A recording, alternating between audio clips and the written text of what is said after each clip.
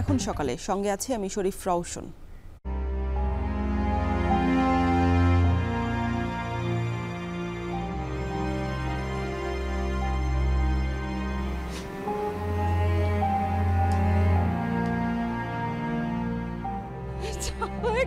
আমার সন্তানকে আমি চাই। আমার ছেলে বলে ঈদের সময় সবাই বাবার সাথে মসজিদে যায়, আমি তো বাবার সাথে যাইতে পারি না।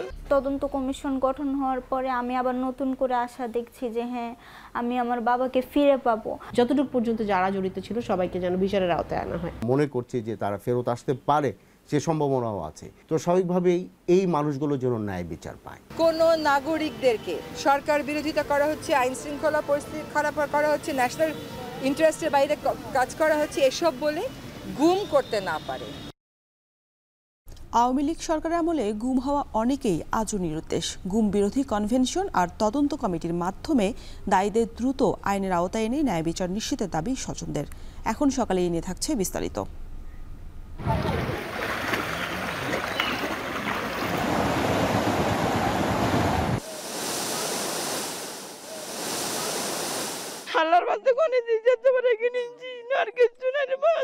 ঘরের থাক মুদে গাদ্দি মুদে ফিন মুদে কিছুই নেই। ধান চাল যা আছে সব কিছু নষ্ট হয়ে গেছে। বড় বড় এগুলা যে ডুবে নিয়ে আসছে, এই পানিগুলো এখান থেকে আসতেছে। এখানে যা আছে সবগুলো শেষ, এগুলো ফুল মাছ ছিল এখানে। এগুলা সংস্কার করতে হবে, এগুলা সবকিছু করে যায় এক একজনের মানে ক্ষতির পরিমাণটা বিশাল অবস্থা। ক্ষতিগ্রস্ত চাষিদেরকে আমরা এই প্রোগ্রামের আওতায় যেন পোনা দিতে পারি।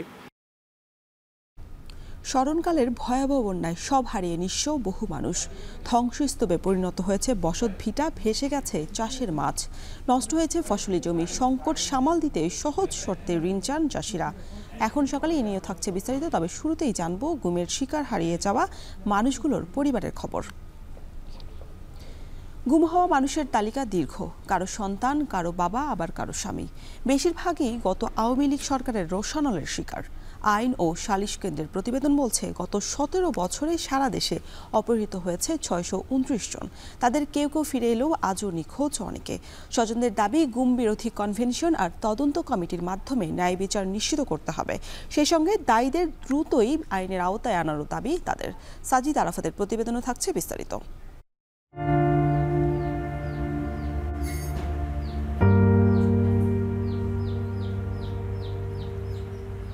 বাবা কবে ফিরবে? নিষ্ফলক চাহনিতে শুধুই বাবাকে খুঁজে ফেরা। ভাগ্যে আমার বাবার কবরটা দেখা পর্যন্ত নেই। আমি যখন নামাজে বসি আমার বাবার জন্য আমি দোয়াটাও করতে পারি না নিশ্চিন্তে। একদিন দুদিন নয়, বাবাকে ছাড়া ইনসা আর ইনামের কেটে গেছে প্রায় 6 বছর। বেঁচে আছেন নাকি মারা গেছেন জানা নেই এই পরিবারের কারোরই। অশ্রুসজল অপেক্ষার প্রহর গুনে গুনে মলিন মুখগুলোতে মুছে গেছে হাসির রেখা। তদন্ত কমিশন গঠন হওয়ার পরে আমি আবার নতুন করে আশা দেখছি যে হ্যাঁ, আমি আমার বাবাকে ফিরে পাবো। আমি এখনো আশা রাখি যে আমার বাবা বেঁচে আছেন।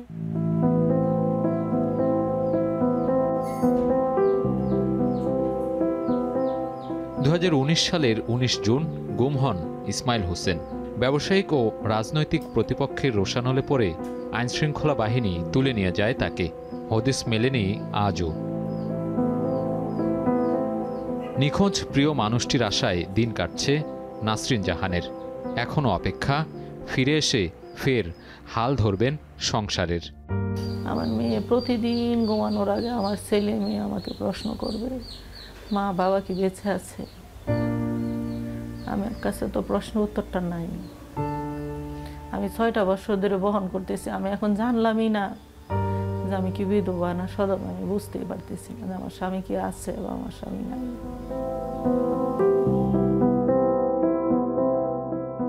গুম হওয়া মানুষদের পরিবারের সদস্যরা বলছেন, ভয়ের সংস্কৃতি তৈরি করতে এমন কর্মকাণ্ড চালিয়েছে কর্তৃত্ববাদী আওয়ামী সরকার। ভিন্ন মতকে দমনে রাষ্ট্রীয় পৃষ্ঠপোষকতায় গড়ে তোলা হয় আয়নাঘরের গোপন বন্দিশালা।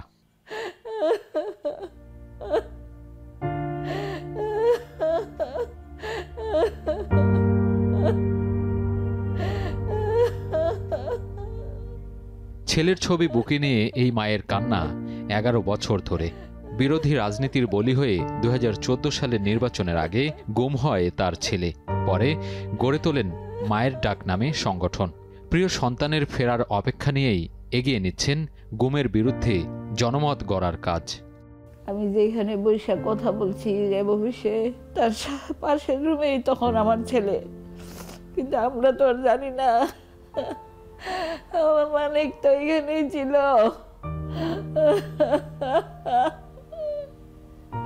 আমার মানিক এখনো আমার চোখের আড়ালে শুনি এ হয়েছে সেই হয়েছে, মনে হয়েছে ওইখানে আছে, কানে শুনি, কিন্তু আমার মানিককে তো এত বছরের মধ্যে দেখি নাই।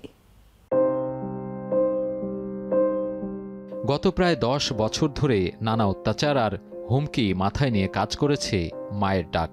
কর্তৃত্ববাদী সরকারের পতনের পর স্বস্তি ফিরলেও এখন দাবি গুমের জন্য দায়ী ব্যক্তিদের দ্রুত আইনের আওতায় আনার।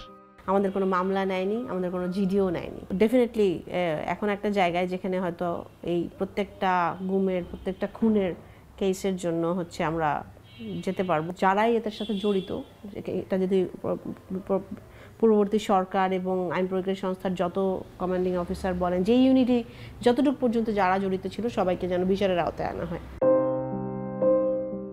2007 থেকে 2023 পর্যন্ত করা আইন ও সালিশ কেন্দ্রের একটি প্রতিবেদন বলছে, এই সময়ের মধ্যে সারা দেশে অপহরণ হয়েছেন 629 জন মানুষ। গুমের পর মরদেহ উদ্ধার করা হয়েছে 78 জনের, ছাড়া পেয়েছেন 61 জন, গ্রেফতার দেখানো হয় 73 জনকে। এখনও নিখোঁজ আছেন 383 জন মানুষ। মানবাধিকার সংগঠনগুলো বলছে, বিচার বহির্ভূত কোনো কিছুই সমর্থনযোগ্য নয়। গত 15 বছরে এমন বক্তব্যে কর্ণপাত করেনি বিগত সরকার, বরং চূড়ান্ত মানবাধিকার লঙ্ঘনের পরিচয় দিয়েছে।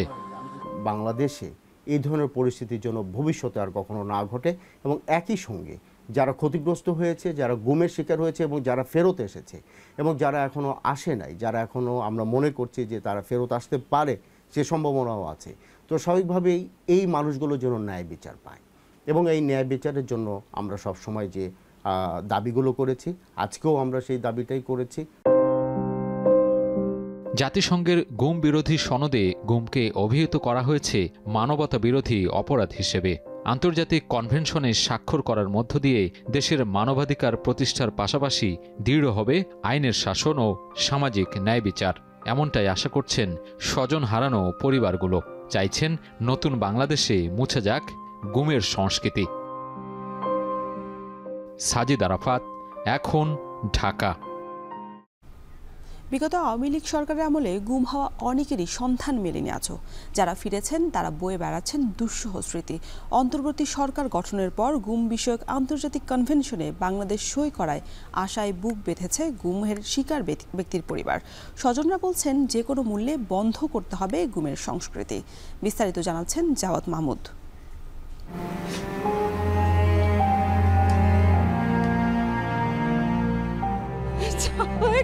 আমার সন্তানকে আমি চাই, আমার সন্তান আমার কাছে আসুক, আমার মা কইয়া ডাকুক, এটাই আমি চাই। অনেক চড়াই উতরাই পার করে জীবনের পরন্ত বেলায় রাশিদা বেগমের কান্নার্ত চোখের একটাই প্রার্থনা, ছেলে ঘরে ফিরুক, একটিবারের জন্য হলেও মা বলে ডাকুক। আমার ছেলে তো আমি কোনো খারাপ কিছু জানি না, আমার ছেলের একটাই দোষ, রাজনীতি। আমি আমার ছেলের সন্ধান চাই। আমার ছেলে কি বাইসে আছে না নাই, আমি শুধু তোমাদের কাছে এটাই আমার অনুরোধ। এটা প্রতিনিয়ত প্রতি সময় মায়ের মন বলে যে আমার সন্তান আসবে। 2013 সালে নারায়ণগঞ্জের সোনারগাঁও থেকে ডিবি পরিচয়ে তুলে নিয়ে যাওয়া হয় রাজধানীর সবুজবাগ থানা ছাত্রদল সভাপতি মাহবুব হাসান সুজনকে। সেই থেকে অপেক্ষা এই মায়ের। একটা খবর চাই বাবা, খবর চাই আমরা।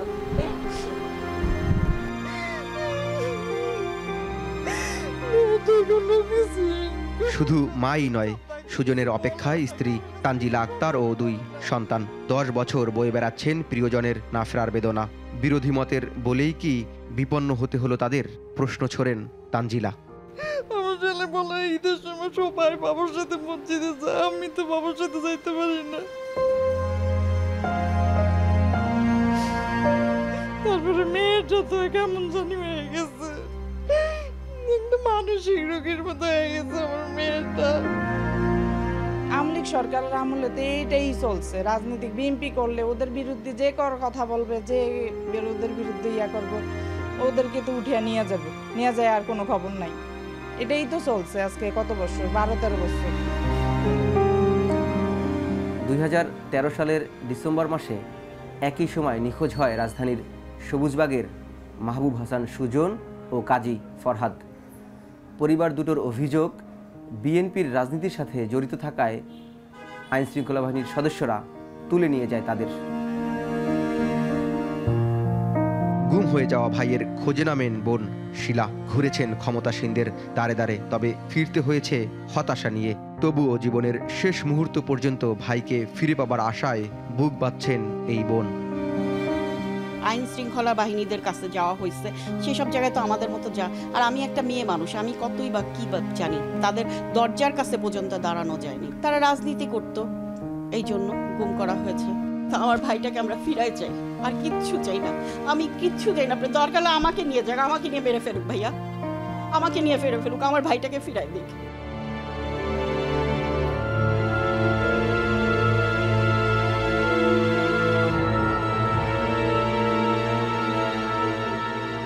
মানবাধিকার সংগঠনগুলোর দাবি, গত আওয়ামী লীগ সরকারের আমলে গুম হওয়া এমন 6 শতাধিক পরিবার তাদের স্বজনদের ফেরার অপেক্ষায়। এমন ঘটনার পুনরাবৃত্তি ঠেকাতে গুম বিষয়ক আন্তর্জাতিক কনভেনশনে সই করার পাশাপাশি দেশীয় আইন সংস্কারের কথা জানিয়েছে অন্তর্বর্তী সরকার। কোনো নাগরিকদেরকে সরকার বিরোধিতা করা হচ্ছে, আইন শৃঙ্খলা পরিস্থিতি খারাপ করা হচ্ছে, ন্যাশনাল ইন্টারেস্টের বাইরে কাজ করা হচ্ছে, এসব বলে গুম করতে না পারে, তার জন্য এই কনভেনশনটা আমরা স্বাক্ষর করেছি এবং এইটার ব্যাপারে প্রয়োজনীয় আইনি সংস্কার আমরা গ্রহণ করব। আন্তর্জাতিক কনভেনশন আইসিপিপিইডি সই করার পাশাপাশি গুম হওয়া ব্যক্তিদের সন্ধানে 5 সদস্য বিশিষ্ট কমিশনও গঠন করেছে সরকার। তাই দীর্ঘদিনের গুম খুনের অবসান হবে বলে বলছেন পরিবারগুলো। জাওয়াদ মাহমুদ, এখন, ঢাকা। ভয়াবহ বন্যায় চট্টগ্রামে মৎস্য খাতের ক্ষতি হয়েছে প্রায় 300 কোটি টাকা। সবচেয়ে বেশি ক্ষতিগ্রস্ত হয়েছে দেশের সবচেয়ে বড় মৎস্য প্রকল্প মিরসরাইয়ের মুহুরী প্রজেক্ট। পানির জলে ভেসে গেছে হাজার হাজার টন মাছের পোনা।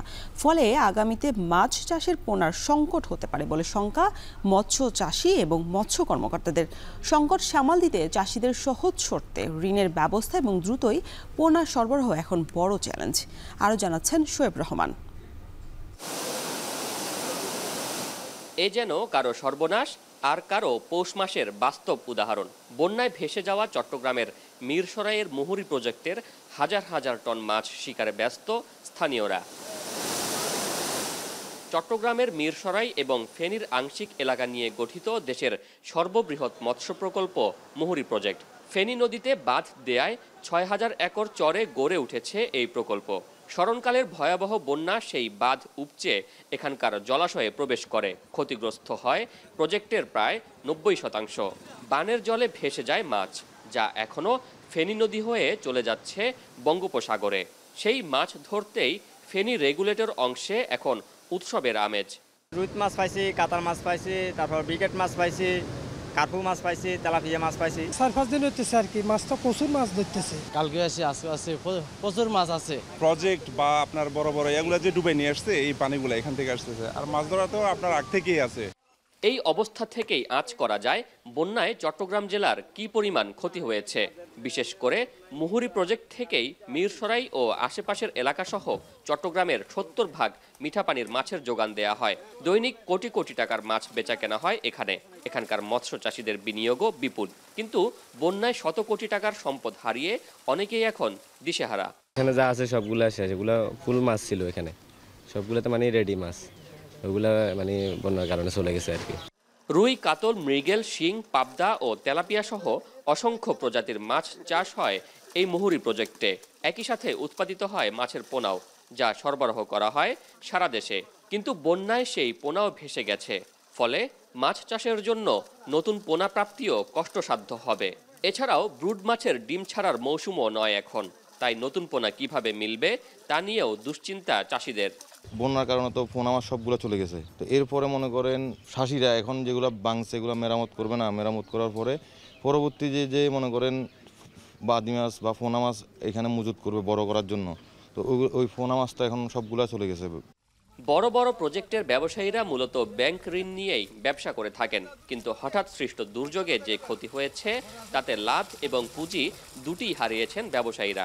এই সংকট থেকে উত্তরণে প্রশাসনকে পাশে চান তারা। আছে ব্যাংক ঋণের সুদ মওকুফের দাবিও। ক্ষতিটা এমনভাবে হয়েছে, এটা সহজে মানুষের ধরেন যে 1-2 বছরে মনে হয় পূরণ হবে না। আবার এগুলা সংস্কার করতে হবে, এগুলা সব কিছু করে যায় এক একজনের মানে ক্ষতির পরিমাণটা বিশাল অবস্থা। মৎস্য বিভাগ বলছে এখন পর্যন্ত প্রাপ্ত তথ্য মতে প্রায় 300 কোটি টাকার মাছ ও মাছের পোনার ক্ষতি হয়েছে। আঘাত পড়েছে অবকাঠামোতেও। যদিও বন্যার পানি পুরোপুরি না নামায় প্রকৃত ক্ষয়ক্ষতি আরও বেশি হতে পারে বলে ধারণা করা হচ্ছে।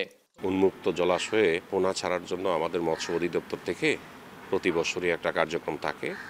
তো এইবার যারা ক্ষতিগ্রস্ত হয়েছে সেই ক্ষতিগ্রস্ত চাষিদেরকে আমরা এই প্রোগ্রামের আওতায় যেন পোনা দিতে পারি সেই ব্যাপারে আমাদের একটা সাজেশন থাকবে ফিল্ড লেভেল থেকে, এবং আমাদের কর্তৃপক্ষ নিশ্চয়ই সেটা বিবেচনা করবেন আশা করি।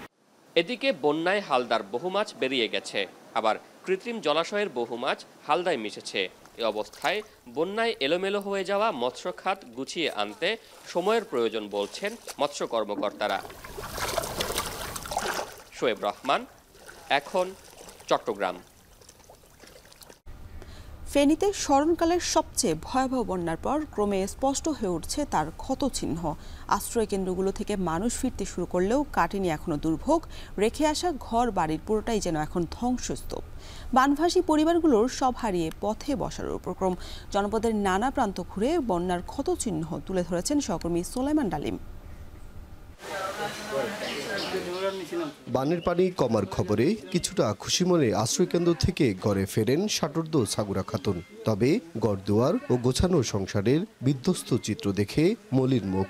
নষ্ট হয়েছে আসবাবপত্র, গৃহস্থালির মূল্যবান জিনিসপত্র।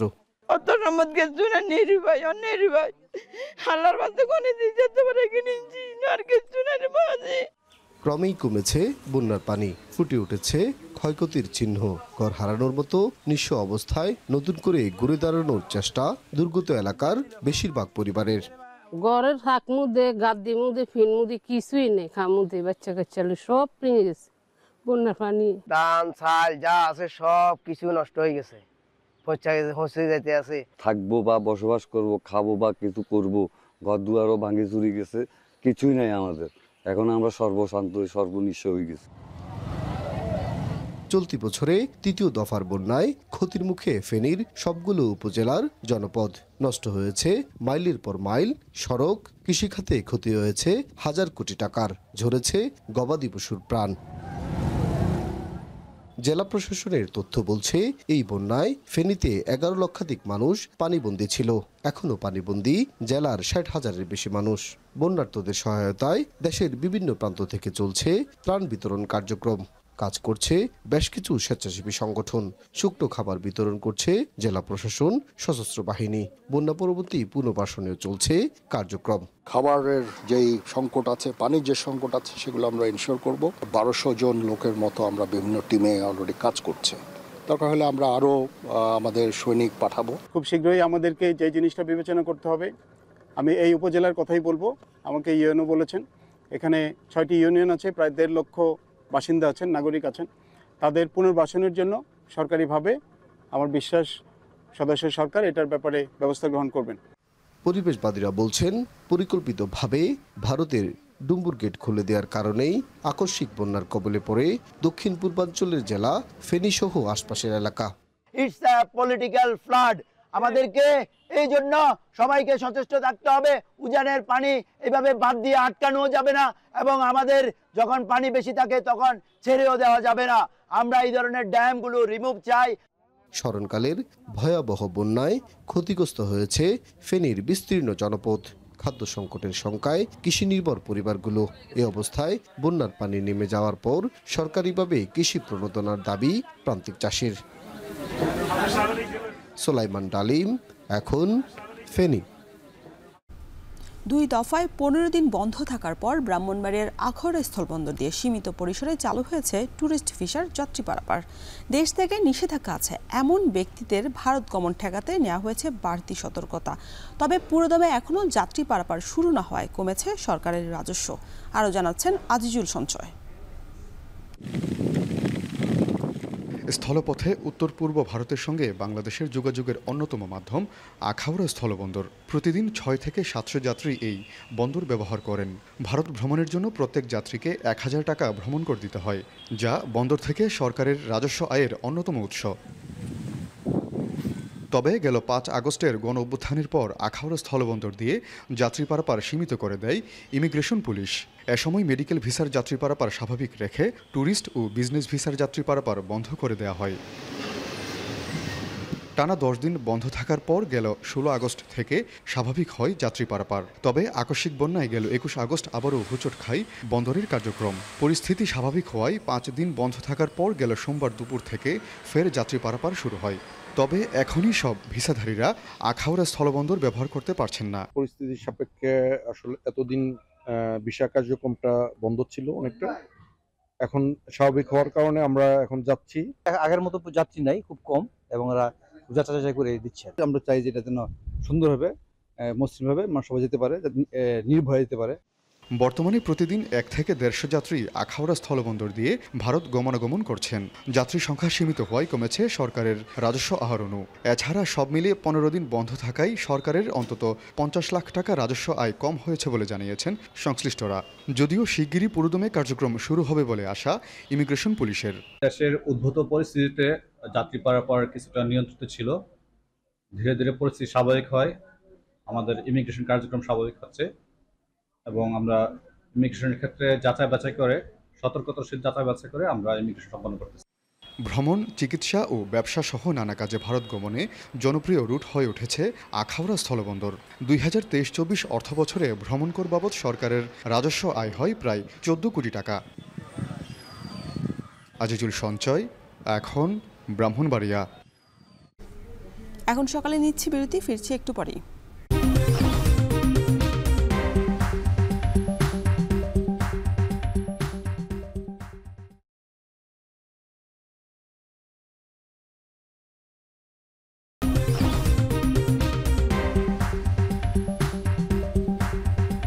বিরতির পর ফিরে এলাম, দেখছেন এখন সকাল। 31 আগস্ট শেষ হচ্ছে বড় মৌসুমে ধান চাল ক্রয় অভিযান। কয়েক বছর ব্যর্থতার পর বগুড়ায় এবার ধান চাল সংগ্রহ অভিযান 100% সফল হয়েছে। দাম ভালো পাওয়ায় এবং উন্মুক্ত পদ্ধতিতে সংগ্রহ করায় নির্বিঘ্নে ধান সরবরাহ করেছেন কৃষক। তবে মিল মালিকরা বলছেন প্রথম দিকে চালে কিছুটা লাভ হলেও বর্তমানে ধানের দাম বাড়ায় আর লাভ হচ্ছে না। বিস্তারিত জানাচ্ছেন মাজিদুর রহমান। দেশে আপৎকালীন মজুদ এবং কৃষকের ধান চালের দামে ন্যায্যতা আনতে প্রতিবছর সরকার ধান চাল সংগ্রহ করে। বগুড়ায় গত কয়েক বছর চাল সংগ্রহের সফলতা থাকলেও ধান সংগ্রহের লক্ষ্যমাত্রা পূরণ হয়নি। তবে এবার সংগ্রহ অভিযান শেষ হওয়ার 2 দিন আগেই লক্ষ্যমাত্রা অর্জিত হয়েছে 100%। ধান দিতে কোনো অসুবিধা হয়নি। আগে অ্যাপস ছিল তো ধান দেওয়া পারিনি, এবারে অ্যাপস নাই, ধান আমরা চট করে দিয়ে পারছি, আর টাকা আমরা চট করে পেয়ে গেছি। এই একটা কৃষকের প্রতি 3 টন করে ধান দিছি, কিন্তু সীমিত লাভ হয়েছে, অল্প কিছু। আর একটু বাড়লে ভালো হলো। 16 মণ হারে ধান হচ্ছে, আমি 1 টন ধান দিছি, অল্প সীমিত লাভ হয়েছে। বড় উত্তোলন মৌসুমের প্রথম দিকে ধানের দাম কিছুটা কম থাকায় যেসব মিল মালিকরা ধান সংগ্রহ করেছেন তারা ভালোই লাভ করেছেন। তবে হাট বাজারে ধানের দাম বৃদ্ধির পর মিল মালিকদের লাভের অঙ্ক অনেকটাই কমেছে। অনেক সময় বাধ্য হয়ে লোকসান দেও আমরা চাল দিয়ে দিই, তো এটা যেন না হয়, বারবার যেটা যেন না হয়, তার জন্য সরকার যদি এরকম কোনো উদ্যোগ নিত তাহলে আমাদের সুবিধা হতো, উপকার হতো। প্রথম সব দেশে তাদের হয়তো আসল আছে, কিন্তু এখন যারা দিচ্ছে এদের বহুত লস। 45 টাকা কেজি দিয়ে আপনি পোষাবে না, আপনি সামনে দিয়ে 48 টাকা হলে ভালো হয়। সরকার সময় মতো দাম নির্ধারণ করায় এবং তদারকি বাড়ানোয় সংগ্রহ অভিযান সফল হয়েছে বলে মনে করেন জেলা খাদ্য নিয়ন্ত্রক। চালের মূল লক্ষ্যমাত্রা ছিল ৫৫,৪৩৭ মেট্রিক টন এবং সেটা আমরা ইতিমধ্যে সংগ্রহ সম্পন্ন হয়েছে এবং ৬,৮০০ অতিরিক্ত বরাদ্দ ছিল, এটার ভিতরে অধিকাংশ সংগ্রহ হয়েছে। তবে লক্ষ্যমাত্রা ছিল ২৬১৩ মেট্রিক টন, যেটাও ২৬০০ অতিরিক্ত লক্ষ্যমাত্রা সহ আরও বেশি ছিল, যেটাও ইতিমধ্যে সংগ্রহ শেষ পর্যায়ে রয়েছে। চলতি বড় মৌসুমে বগুড়ায় ১১,৬৫২ টন ধান এবং ৬২,৩২৭ টন চাল সংগ্রহের লক্ষ্যমাত্রা নির্ধারণ করা হয়। প্রতি কেজি ৩২ টাকা এবং চাল সংগ্রহ করা হয়েছে ৪৫ টাকা দরে। মাজিদুর রহমান, এখন বগুড়া।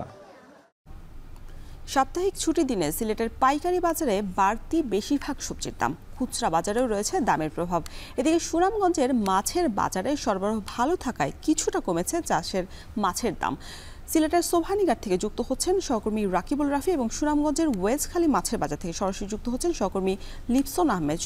শুরুতেই চলে যেতে চাই সিলেটের রাকিবুল রাফির কাছে। রাফি, খুচরা বাজারে তো আমরা দেখেই থাকি সবজির বাড়তি দামে বিক্রি হওয়ার বিষয়টি, কিন্তু পাইকারি বাজারে কেন বাড়তি দামে বিক্রি হচ্ছে, বিক্রেতারা কি বলছেন?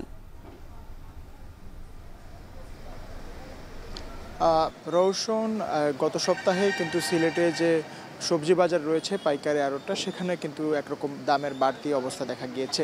এই মুহূর্তে সপ্তাহ ব্যবধানে আসলে আজকে ছুটির দিনে ট্রাক থেকে শুরু করে পাইকারি আড়তদার এবং ভ্রাম্যমাণ বিক্রেতারা যারা রয়েছেন তারা কিন্তু মোটামুটি এই বাজারে এসেছেন এবং আমরা আসার পরে অনেক ব্যবসায়ীদের সাথে কথা বলেছি। তারা বলছেন যে আসলে প্রতি কেজিতে ২৫ থেকে ৩০ টাকা বাড়তি দামে কিন্তু সবজি বিক্রি হচ্ছে। একই সাথে কিন্তু যে কারণটা তারা দেখিয়েছেন, আসলে অন্যান্য যে জেলাগুলো থেকে আসলে সবজি আসে সেগুলোতে আসলে বন্যার প্রভাব থাকা বা বন্যা থাকার কারণে কিন্তু সবজি খুব কম আসছে, যার কারণে সরবরাহ কম থাকায় আড়ত থেকে শুরু করে ভ্রাম্যমাণ বিক্রেতারা যারা রয়েছেন তারা বলছেন যে আসলে সবজির দামটা অনেকটাই বাড়তি। আমরা বিভিন্ন সবজির দাম সম্পর্কে ব্যবসায়ীদের সাথে কথা বলেছি এবং দেখা গিয়েছে যে আসলে ২৫ থেকে ৩০ বা এরও বেশি আরও দাম বাড়তি রয়েছে এবং বরবটি বিক্রি হচ্ছে প্রায় ৮০ টাকা করে, মূলা বিক্রি হচ্ছে ৬০ টাকা করে, ঝিঙ্গা বিক্রি হচ্ছে ১১০ টাকা করে, পটল বিক্রি হচ্ছে ৪৫ টাকা করে এবং বাঁধাকপি বিক্রি হচ্ছে ৭০ টাকা করে। কাঁচামরিচ যেখানে ২৫০ কি ৩০০ টাকা করে বিক্রি হতো সেটা একটু নেমে ১৬০ টাকা এসেছে। আলু বিক্রি হচ্ছে ৫৫ থেকে ৬০ টাকা করে, মিষ্টি কুমড়া ৫০ টাকা করে, বেগুন বিক্রি হচ্ছে ১০০ টাকা করে, যেটা এক লাফে ৪০ থেকে ৪৫ টাকা বেড়ে গিয়েছে। গোল বেগুন বিক্রি হচ্ছে ৮০ টাকা করে এবং টমেটো বিক্রি হচ্ছে ১৬০ টাকা করে, যেটা আগে বিক্রি হতো ১৪০ টাকা করে।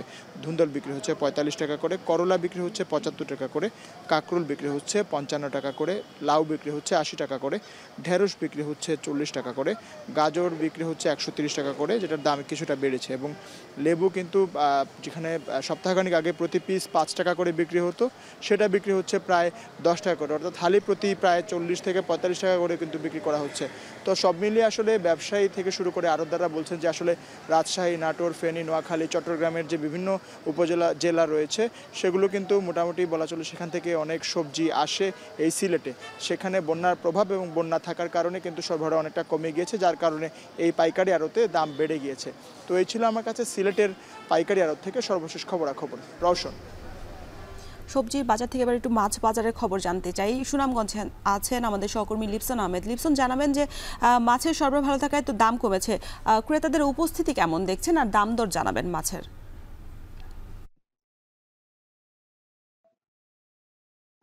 শুরুতে যদি বলি আমরা গত ১৫ থেকে ২০ দিন আগেও কিন্তু সুনামগঞ্জের যে মাছের বাজারগুলো রয়েছিল সেখানে কিন্তু আসলে চাষের মাছের দাম কিন্তু আসলে আকাশ ছোঁয়া ছিল। তবে আমরা দেখেছি গত ২ থেকে ৩ দিন ধরে কিন্তু সুনামগঞ্জের এই মাছের বাজারগুলোতে মাছের সরবরাহ বেশি থাকায় কিন্তু মাছের দামটা কিছুটা কমেছে। বিশেষ করে যদি বলি আমরা আজকে সকালে সুনামগঞ্জে বেশ কয়েকটি বাজার ঘুরে দেখেছি। সর্বশেষ কিন্তু আমরা ওয়াইজখালীর এই বাজারটি এসে ঘুরে দেখেছি। আমরা দেখেছি বিভিন্ন জেলা থেকে কিন্তু আসলে ট্রাক ভর্তি মাছ কিন্তু অর্থাৎ বিভিন্ন ধরনের চাষের মাছ কিন্তু বাজারে আসছে, যার ফলে কিন্তু আসলে দামটা কিছুটা কম। তবে যেহেতু আজকে ছুটির দিন সেই ক্ষেত্রে কিন্তু আমরা দেখেছি ক্রেতারাও কিন্তু আসলে সকাল সকাল বাজারে এসে কিন্তু তাদের যে প্রয়োজনীয় যে চাহিদা অনুযায়ী যে মাছ সেটা কিন্তু আসলে কিনে নিয়ে যাচ্ছেন। সেই সাথে আমরা যদি আজকের দাম সম্পর্কে বলি যে আমরা দেখেছি কিন্তু তেলাপিয়ার প্রতি কেজি কিন্তু 175 থেকে 180 টাকা কেজি দরে বিক্রি করা হচ্ছে। সেই সাথে পাঙ্গাসের কথা যদি বলি সেটা কিন্তু 190 থেকে 195 টাকা কেজি দরে বিক্রি করা হচ্ছে। সেই সাথে অন্যান্য যে মাছগুলো রয়েছে অর্থাৎ আমরা যদি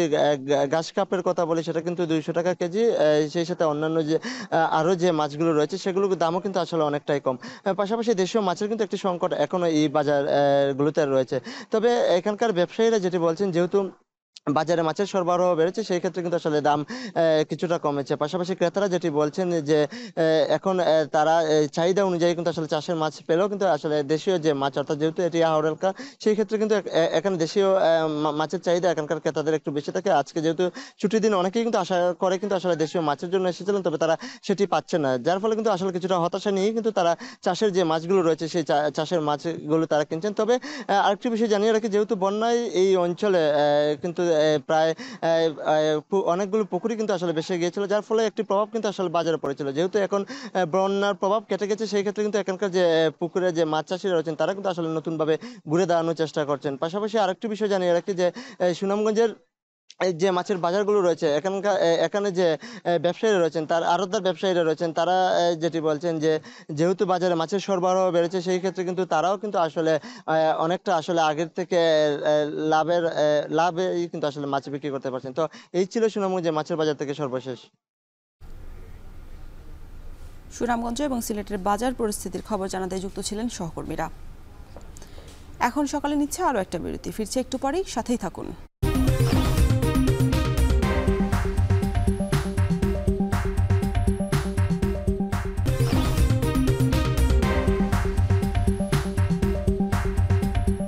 বিরতির পর আবারও ফিরে এলাম, দেখছেন এখন সকাল।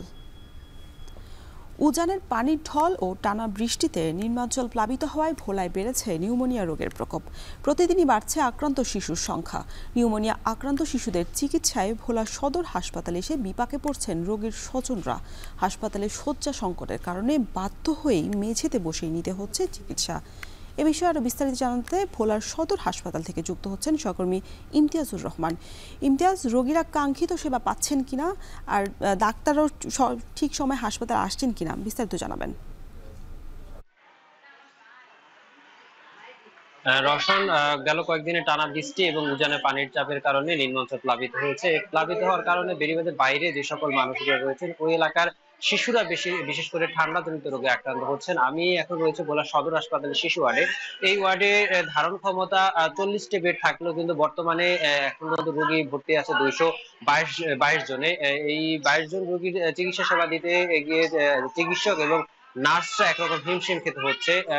এতে করে আমরা চিকিৎসকের সাথে কথা বলেছিলাম, তারা জানিয়েছেন তাদের যেরকম নার্স প্রয়োজন ছিল কিন্তু এই সময়টাতে পর্যাপ্ত রোগীর চাপ থাকার কারণে তারা চিকিৎসা সেবা দিতে একটু হিমশিম খেতে হচ্ছে। অপরদিকে রোগীর স্বজনদের সাথে কথা বলেছি, রোগীর স্বজনরা জানিয়েছে এক বেডে গাদাগাদি করে 2 থেকে 3 জন রোগী ভর্তি রয়েছে এবং বাধ্য হয়ে তারা একরকম মেঝেতে তারা চিকিৎসা সেবা নিতে হচ্ছে। এই যখনই এই দুরবস্থা রয়েছে তখন কিন্তু চিকিৎসক এবং নার্স সংকটের কারণে পুরোপুরি একেবারে নাজেহাল অবস্থায় কিন্তু রোগীর স্বজনরা রয়েছে। আর অপরদিকে আমি ভোলা সিভিল সার্জনের সাথে কথা বলেছিলাম, তিনি জানিয়েছে এই চিত্র শুধু ভোলা সদর হাসপাতাল নয়, ভোলার প্রায় 7টি স্বাস্থ্য কমপ্লেক্স রয়েছে।